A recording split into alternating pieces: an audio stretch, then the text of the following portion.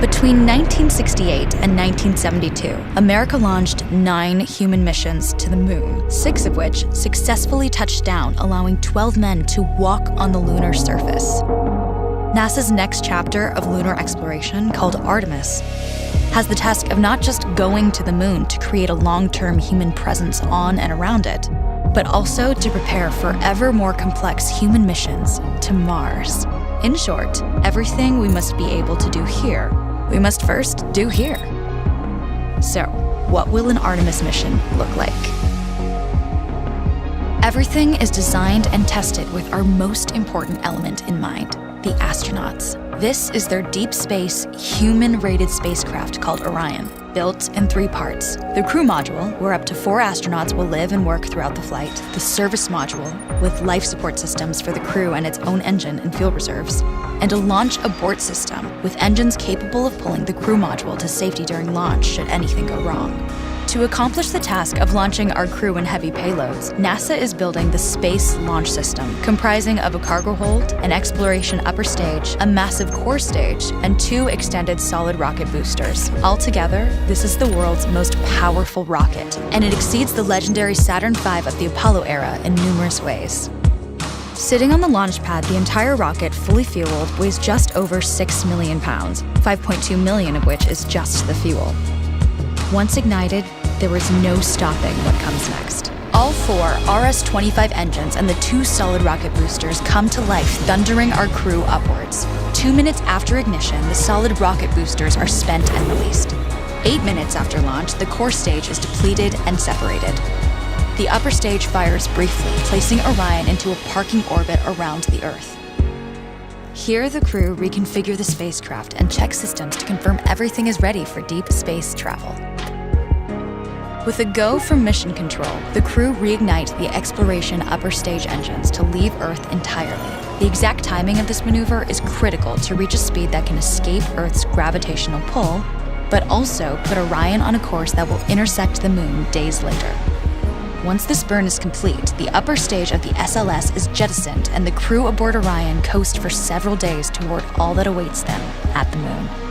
Approaching the moon, we see the fundamental differences between Artemis and Apollo. Instead of requiring Orion to serve as an expendable lunar command module or to carry a constrained lunar lander, the Artemis missions will take advantage of a different approach: pre-staging. Everything needed for lunar missions will be positioned in advance by commercial and international partners. This includes rovers, science experiments, and human-rated systems on the surface. But it also includes a dedicated lunar station in orbit around the moon called Gateway. Here at this station, we can pre-stage a robust lunar lander and establish a strong communications relay. Designed with open standards, the Gateway can be expanded as new missions and partnerships develop, allowing multiple human missions on the moon at the same time and enabling ongoing science to be conducted even between human missions. The Gateway is also capable of adjusting its orbit to allow access to every part of the moon, something the Apollo missions could not do. But the real key in this approach is placing Gateway in a unique halo orbit to perfect the maneuvers needed for Mars missions. And with the growing list of commercial and international opportunities, Gateway is the ideal hub between Earth and all that lies beyond. Returning to our crew as they approach Gateway, the Orion must match the elliptical orbit of the station in order to successfully dock. Once on board, pre-selected crew members transfer to the lunar lander, while those assigned to Gateway remain on station.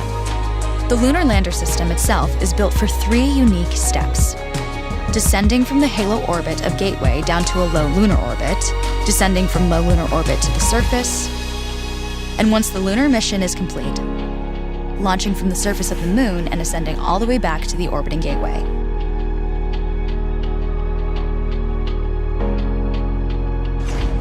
Once back aboard the Orion spacecraft and undocked from Gateway, the crew fire their engine once to break out of the halo orbit and once again to sling the spacecraft around the moon, placing it on a multi-day trajectory back towards Earth. As they near the end of this journey, the service module is released, and the crew module is oriented heat shield first. Entering Earth's atmosphere at 25,000 miles per hour, the friction of air slows Orion considerably, while also subjecting it to temperatures of 5,000 degrees.